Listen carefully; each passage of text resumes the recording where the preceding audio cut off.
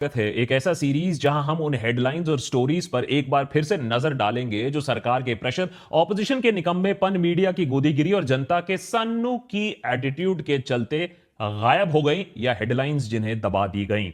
दुनिया की सबसे खतरनाक सर्वेलेंस टूल पेगासस एक बार फिर से हेडलाइंस में आ चुकी है। अमेरिका के कोर्ट ने पेगासस के creator Israeli firm NSO group को दोषी पाया है फॉर कंप्यूटर फ्रॉड और इलीगल हैकिंग के केस में। सोशल मीडिया प्लेटफॉर्म व्हाट्सएप ने एनएसओ ग्रुप पर एक आरोप लगाया था कि एनएसओ ने पेगासस सॉफ्टवेयर का इस्तेमाल करके व्हाट्सएप एप्लीकेशन की एक वनरेबिलिटी का फायदा उठाया और इसके बाद एनएसए ने दुनिया भर के 1014 लोगों का फोन हैक कर दिया, वो भी एक हफ्ते के अंदर। And this is only one part of the story. यह वाक्य 2019 में हो चुका है, जिसके बाद व्हाट्सएप ने कोर्ट में केस फाइल किया था। कैलिफोर्निया कोर्ट ने अब finally US federal hacking laws, खास तौर पर कंप्यूटर फ्रॉड और अब्यूज एक्ट को वायलेट करने के लिए एनएसओ को दोषी पाया है। अब देखना यह है कि मार्च के महीने में होने वाले इस जूरी ट्रायल के बाद एनएसए को आखिर कितना पैसा देना पड़ेगा टू व्हाट्सएप एज डैमेजेस। सालों से फ्री स्पीच और डेमोक्रेसी का दुश्मन बनकर यह स्पाईवेयर दुनिया भर की सरकारों की मदद करते आया है अपने ही खिलाफ उठ रहे आवाज को दबाने के लिए। जाने कितने जर्नलिस्ट, एक्टिविस्ट, ऑपोजिशन लीडर्स या तो उनकी जाने गई हैं या तो उनका करियर बर्बाद कर दिया गया है इस साइबर वेपन का इस्तेमाल करके। अब जाकर दुनिया में पहली बार इस स्पाईवेयर के मालिकों को उनके किए गए नुकसान के लिए भरपाई करने को कहा जाएगा, शायद, अगर ऐसा होता है तो कोर्ट में। हालांकि फ्री स्पीच पर जो घाव इस हथियार ने छोड़े हैं वो शायद कोई भी सेटलमेंट या कोर्ट केस से उसकी भरपाई होने वाली नहीं है, लेकिन कम से कम एक अकाउंटेबिलिटी फिक्स हो रही है, कम से कम बात हो रही है। हम इस चीज को रिकॉग्नाइज कर रहे हैं कि इस साइबर वेपन का पूरी दुनिया में कैसे इस्तेमाल किया गया था। वहीं भारत समेत कई सरकारों ने तो इस पूरे मामले में एक प्रॉपर जांच तक नहीं होने दी, इंडिपेंडेंट इन्वेस्टिगेशन नहीं होने दी। क्या है ये पूरा पेगासस का झोल? ऐसी क्या चीज है जो इसे दुनिया का सबसे खतरनाक सर्वेलेंस टूल बना देती है, वेपन बना देती है? क्या खतरा है इसके होने से डेमोक्रेसी और फ्री स्पीच को? कौन है जो लोग ऐसे सर्वेलेंस करवा सकते हैं, शक्तिशाली जो लोग हैं? और क्यों ये जानलेवा या एटलीस्ट करियर खत्म कर सकता है बहुत लोगों का? क्यों भारत में इतना बवाल होने के बाद भी आज तक कोई कोर्ट या इन्वेस्टिगेटिव एजेंसी ने एनएसओ को कटघरे में नहीं खड़ा कर पाई है? और ये केस सिक्योरिटी फेलियर के साथ साथ जुडिशियल फेलियर क्यों है भारत के लिए, जानते हैं आज के रिवाइंड एपिसोड में। 2 मार्च 2017 एक मेक्सिकन जर्नलिस्ट सिसिलियो पिनेदा अपने होम टाउन में एक कार वॉश के सामने खड़े हैं, अपनी पिकअप ट्रक का साफ होने का इंतजार कर रहे हैं। लेकिन तभी कुछ लोग अचानक से सिसिलियो पर गोलियां बरसाना शुरू कर देते हैं और कुछ ही सेकंड्स में सिसिलियो दम तोड़ देते हैं। जैसा बस्तर में मुकेश चंद्राकर दमदार रिपोर्टिंग किया करते थे, ठीक वैसे ही सिसिलियो एक निडर इंडिपेंडेंट इन्वेस्टिगेटिव रिपोर्टर के रूप में मशहूर थे। उनके होम टाउन जहां से वो ऑपरेट करते थे वो ऑर्गेनाइज्ड क्राइम और राइवल ड्रग कार्टेल्स के लिए जाना जाता था, कुख्यात था।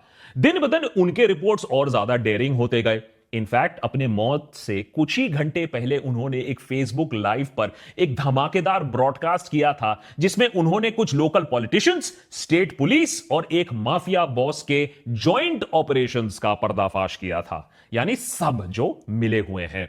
अब ऐसे रीजन में काम करना जर्नलिस्ट अपने ऊपर खतरा तो मोल ही लेते हैं, लेकिन यहां सिसिलियो का केस कोई आम केस नहीं था।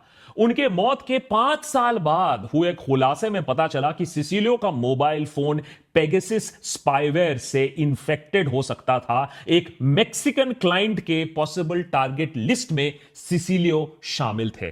पेगासस एक ऐसा मिलिट्री ग्रेड सर्वेलेंस टूल है जो एक बार किसी डिवाइस में घुस जाए तो उस डिवाइस का सारा डेटा, उसके कॉन्टैक्ट्स, मैसेजेस, फोन और इवन लाइव लोकेशन भी एक्सेस कर सकता है। अब ह्यूमन राइट्स और सिविल राइट ऑर्गेनाइजेशंस का शक यह है कि सिसिलियो के फोन में बैठे स्पाईवेयर के जरिए ही उन किलर्स ने उनके लाइव लोकेशन को ट्रैक किया, वहां गए और उन्हें मार गिराया। हालांकि लोकल एजेंसीज ने अभी तक इस पूरे मामले को ठीक से इन्वेस्टिगेट तो नहीं किया है, लेकिन इसीलिए हमें एक क्लियर पिक्चर अभी भी नहीं है। लेकिन प्रॉब्लम यह है कि सिसिलियो का केस कोई आइसोलेटेड इंसिडेंट नहीं है। 2016-17 के बीच में 26 मैक्सिकन जर्नलिस्ट की फोन नंबर्स लीक्ड हुए। पेगासस डेटाबेस में ये नंबर्स मिले हैं। ये वो लोग हैं जो करप्शन, ऑर्गेनाइज्ड क्राइम के अगेंस्ट काम कर रहे थे। इस लिस्ट में सिर्फ लोकल रिपोर्टर्स ही नहीं बल्कि इंटरनेशनल जर्नलिस्ट और एडिटर्स भी शामिल थे। इनफैक्ट इस पेगासस स्कैंडल में साल 2021 में एक दिल दहला देने वाली हकीकत दुनिया के सामने रख दी, जहां हमारा हर एक पर्सनल डेटा बिना हमारी जानकारी के कुछ पावरफुल लोग या इंस्टीट्यूशन कभी भी एक्सेस कर सकते हैं। पेगासस एक ऐसा स्पाईवेयर है जिसे जीरो क्लिक मैकेनिज्म से एक डिवाइस को टारगेट किया जा सकता है। यानी आपको कुछ नहीं करना होता है, कोई सॉफ्टवेयर डाउनलोड नहीं करना होता है, तब भी ये आपके फोन को इन्फेक्ट कर सकता है। और प्लांट होते ही ये आपके फोन का एक्सेस किसी और को दे देता है जो आपके मर्जी के बगैर, आपके परमिशन के बगैर सारा डेटा एक्सेस कर सकता है। आपको भनक तक नहीं लगेगी। यहां तक कि आपके फोन का कैमरा और माइक्रोफोन भी रिमोटली ऑन या ऑफ किया जा सकता है इस स्पाईवेयर के थ्रू। 2021 तक इस स्पाईवेयर को हजारों लोगों को टारगेट करने के लिए इस्तेमाल कर लिया गया था, जिसमें स्टेट लीडर्स जैसे मैक्रोन, इमरान खान हैं, प्रोमिनेंट ऑपोजिशन फिगर्स हैं, ह्यूमन राइट ऑर्गेनाइजेशंस हैं, जर्नलिस्ट्स हैं, एक्टिविस्ट्स हैं, हाई प्रोफाइल टारगेट्स, ये सारे शामिल हैं। एमनेस्टी इंटरनेशनल, फॉरबिडन स्टोरीज और दुनिया भर के 17 मीडिया ऑर्गेनाइजेशंस के 80 पत्रकारों ने फिर मिलकर इस मुद्दे को इन्वेस्टिगेट किया और इस पूरे नेक्सस का भांडाफोड़ किया। इस दौरान मिलिट्री ग्रेड स्पाईवेयर के क्रिएटर्स एनएसओ ग्रुप ने यह बताया कि ये देखिए हम सिर्फ स्टेट एक्टर्स के साथ डील करते हैं। माने हमारे कहने का मतलब है कि हम दुनिया भर के सिर्फ सरकारों को यह स्पाईवेयर एक्सेस देते हैं जो कि सरकार ही प्लांट कर सकती है। कहने को तो इसका इस्तेमाल टेररिस्ट, क्रिमिनल्स को ट्रैक करने के लिए किया जाता है और किया जाना भी चाहिए, लेकिन 2021 के एक प्रोजेक्ट पेगासस रिपोर्ट में पता चला कि मिलिट्री ग्रेड साइबर वेपन का मास स्केल मिसयूज, दुरुपयोग सरकारें खुद कर रही हैं। देश के दुश्मनों से ज्यादा सरकार अपने दुश्मनों, अपने ओपोनेंट्स, अपने क्रिटिक्स को टारगेट कर रही थी पेगासस से। और इसमें नाम मोदी सरकार का भी आता है, इंडिया का भी नाम इस पूरे पेगासस स्कैंडल में सामने आता है। कैसे आता है और सरकार क्या करती? मैक्सिको में सिसिलियो के मर्डर के कुछ ही महीने बाद भारत में एक्टिविस्ट और मोदी सरकार के क्रिटिक रोना विल्सन के फोन में भी पेगासस स्पाईवेयर प्लांट करने की कोशिश की गई थी। एमनेस्टी इंटरनेशनल के मुताबिक जुलाई 2017 में पहली बार विल्सन के फोन को कॉम्प्रोमाइज किया गया। इसके बाद मार्च 2018 तक उनका फोन एक बार और कम से कम पेगासस स्पाईवेयर के जरिए कॉम्प्रोमाइज किया गया। अगले ही महीने यानी अप्रैल 2018 में विल्सन के घर पर पुणे पुलिस की रेड पड़ती है और जून 2018 में उन्हें एल्गर पारिषद केस में अरेस्ट कर लिया जाता है। आज 6.5 साल बाद विल्सन को बेल मिलती है। उनके अगेंस्ट जो संगीन आरोप लगाए गए थे उसमें कुछ भी साबित नहीं हो पाता है। 2021 में पेगासस खुलासे के कुछ ही महीने पहले एक independent US based firm Arsenal consulting ने क्लेम किया था कि जो एविडेंस विल्सन के फोन में मिला है, जिसे अरेस्ट के लिए इस्तेमाल किया गया है, वो एक्चुअली उन पर प्लांट किया गया था रिमोटली। विल्सन अकेले ही नहीं है जिनके फोन को पेगासस के थ्रू हैक किया गया था। 2021 की रिपोर्ट्स के माने तो भारत में करीबन 300 से ज्यादा फोन नंबर्स टारगेट किए गए थे। इस लिस्ट में opposition leaders Rahul Gandhi, TMC के अभिषेक बैनर्जी और प्रशांत किशोर, जर्नलिस्ट जैसे पौरंजॉय गुहा ठाकुरता, एन राम, एक्टिविस्ट जैसे रोना विल्सन, गौतम नवलखा, उमर खालिद, यहां तक कि कैबिनेट मिनिस्टर अश्वनी वैष्णव तक को टारगेट किया गया था। और यहां तक कि तत्कालीन इलेक्शन कमिश्नर अशोक लवासा भी इस लिस्ट में कहा जाता है शामिल थे। भारत सरकार ने एज एक्सपेक्टेड इस पूरे मामले को सिरे से खारिज कर दिया। तत्कालीन information and broadcasting minister Ashwini Vaishnaw ने खुद पार्लियामेंट में स्पीच दिया और देते वक्त कहा कि ये ओवर द टॉप एलिगेशंस हैं जिसका मकसद ऑब्वियसली इंडियन डेमोक्रेसी पर कीचड़ उछालना है। जैसा कि आप जानते हैं कि आजकल पूरे दुनिया में एक ही मुहिम लगी हुई है कि हमारे डेमोक्रेसी को डिस्क्रेडिट कर दिया जाए। वैसे यहां सब कुछ चंगा सी है।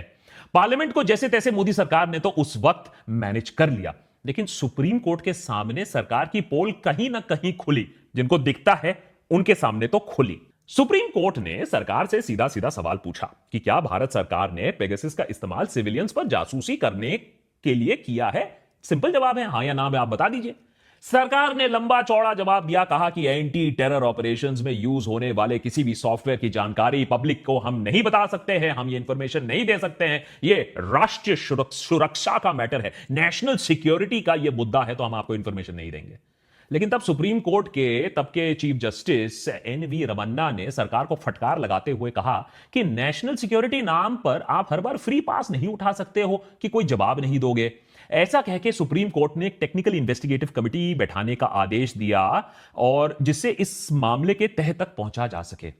अक्टूबर 2021 में एक इंडिपेंडेंट टेक्निकल कमेटी बैठाई भी गई, जिसने आइडेंटिफाई किया कि इंडियन सिटीजन्स के डिवाइसेस स्पाईवेयर से इंफेक्टेड थे। Justice R V. रविंद्रन की अध्यक्षता में बैठी इस कमिटी ने 29 मोबाइल फोन्स का फोरेंसिक एनालिसिस करवाया, जांच करवाई, जिसमें 5 फोन्स में कम से कम किसी तरीके का मैलवेयर और इन्फेक्शन तो पाया गया। लेकिन यह साबित नहीं हो पाया कि यह जो मैलवेयर था यह पेगासस सॉफ्टवेयर था या नहीं। और यही खासियत है इस पेगासस स्पाईवेयर की कि यह अपने ट्रेसेस मिटा देता है, अपने आप को फोन से हटा भी लेता है जब काम पूरा हो जाता है। साथ ही साथ यह भी बताया गया कि सेंट्रल गवर्नमेंट यानी मोदी सरकार ने इस कमिटी के साथ जांच में कोऑपरेशन नहीं दिखाया। सरकार ने कमिटी के सामने भी अपना पूरा स्टैंड मेंटेन किया, वही स्पाईवेयर वाला, कि हम सर्वेलेंस टूल के नेचर के बारे में इंफॉर्मेशन नहीं दे सकते हैं, नेशनल सिक्योरिटी का मसला है। इतना ही नहीं, सुप्रीम कोर्ट ने खुद की बनाई गई कमिटी की रिपोर्ट भी आज तक कभी पब्लिक डोमेन में डाली नहीं है। सब सील्ड कवर का ही मामला चल रहा है हमारी डेमोक्रेसी में। यह पहली बार नहीं है जब हमारे देश के कोर्ट्स एक ज्वलंत पॉलिटिकल मुद्दे पर सरकार के सामने झुकती हुई नजर आई। इसमें ऐसे ही इसी सेम, क्योंकि यही शॉकिंग बात है, इसी सेम केस में देखिए कैसे अमेरिकन कोर्ट्स और एजेंसीज ने एक कड़ा रुख अपनाया है।